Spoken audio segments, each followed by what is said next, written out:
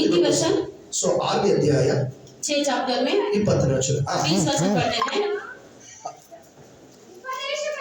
ಆ ಉಪದೇಶಗಳನ್ನು ನಿನ್ನ ಹೃದಯಕ್ಕೆ ನಿರಂತರವಾಗಿ ನಿನ್ನ ಕಂಠಕ್ಕೆ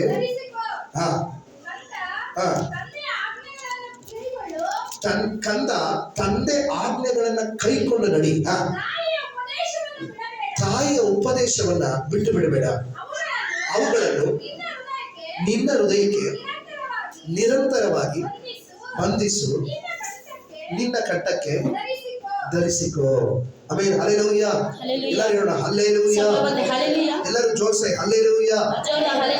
ಹಾಗೆ ನೋಡಿ, ನಿನ್ನ ತಂದೆ ಆಜ್ಞೆಗಳು ಇಲ್ಲಂತಂದ್ರೆ ಉಪದೇಶಗಳು ಅವರು ನಿಮಗೆ ಬೋಧಿಸುವ ಪ್ರತಿಯೊಂದೊಂದು ಮಾತುಗಳನ್ನ ವಾಕ್ಯಗಳನ್ನ ನೀನು ಏನ್ ಮಾಡಂದ್ರೆ ನಿನ್ನ ಕುತ್ತಿಗೆಗೂ ಅಂತಂದ್ರೆ ನಿನ್ನ ಸೊಂಟಕ್ಕೂ ಇಲ್ಲಂದ್ರೆ ನಿನ್ನ ಕೈಯಲ್ಲಿ ಅದನ್ನ ಕಟ್ಟಿಕೊಂಡು ಪ್ರತಿ ಸಾರಿ ಅದನ್ನ ನೀನು ಜ್ಞಾಪಕಾರ್ಥವಾಗಿ ಅದನ್ನ ಮಾಡಿಕೊಂಡು ಅದರಂತೆ ನಡೆಯೋದಕ್ಕೆ ನಿನ್ನ ಮನಸ್ಸನ್ನ बदलाइसुವಂತ वाक्य। परमेश्वर वचन बोलते हैं, हे मेरा पुत्र मेरी आज्ञा को मान और अपनी माता की शिक्षा को न तस, इनको अपने हृदय में सदा गांठ बांधे रख और अपने गले का हार बने लेकर के वचन बोलते हैं। आमीन। हालेलुया। हालेलुया। ಕೊಲೊಸ್ಸೆಯರು 3ನೇ ಅಧ್ಯಾಯ 20ನೇ ವಚನ। ಕೊಲೊಸ್ಸೆಯರು 3ನೇ ಅಧ್ಯಾಯ 20ನೇ ವಚನ 23 वचन को पढ़ते हैं। ನಾವು ತೆಗೆದು ಓದೋಣ।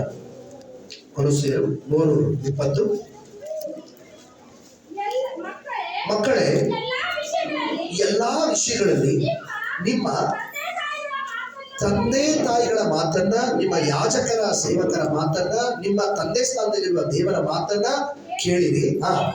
ಇದು ಕರ್ತನ ದೃಷ್ಟಿಯಲ್ಲಿ ಹಲ್ಲೆಲೂಯ, ದೇವರ ದೃಷ್ಟಿಯಲ್ಲಿ ಏನಾಗಿದೆ ಅಂತೆ?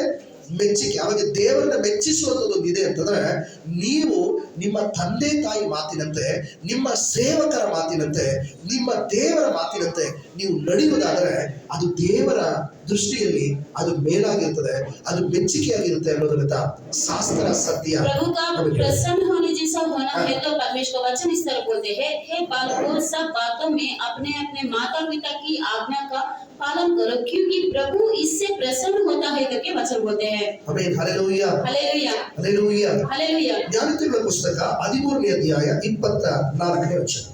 ನೀತಿ ವಚನ ಜ್ಞಾನೋಕ್ತಿಗಳ ಪುಸ್ತಕ 13:24 13:24 ಪೆತ್ತ ಹಿಡಿಯದ ಪಿತ ಪುತ್ರನಿಗೆ ಶತ್ರು, ಚೆನ್ನಾಗಿ ಶಿಕ್ಷಿಸುವ ಪಿತ ಪುತ್ರನಿಗೆ ಮಿತ್ರ.